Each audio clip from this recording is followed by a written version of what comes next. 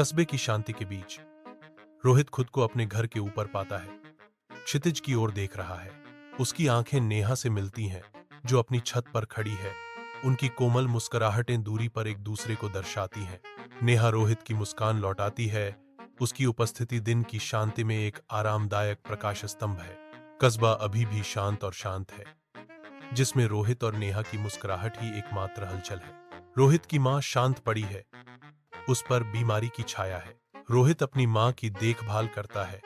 उसका चेहरा चिंता से भरा हुआ है। नेहा आती है, हाथ में दवा और भोजन लिए आशा की किरण।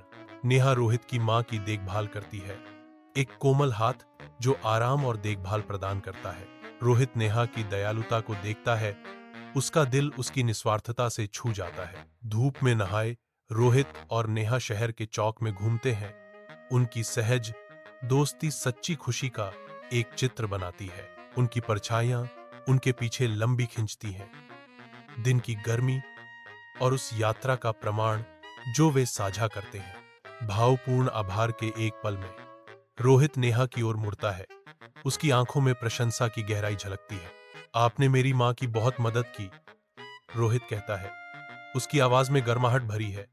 मैं आपकी दयालुता कभी नहीं भूलूंगा। नेहा की आंखें नरम पड़ जाती हैं। उसके होंठों पर एक कोमल मुस्कान छा जाती है, क्योंकि वह रोहित के हार्दिक शब्दों को सुनती है। चलती हुई वैन तैयार खड़ी है।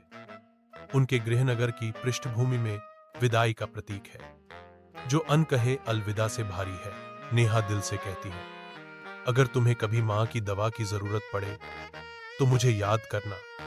भले ही मैं पास न हूं, मेरी दुआएं हमेशा तुम्हारे साथ रहेंगी। रोहित अलग खड़ा है।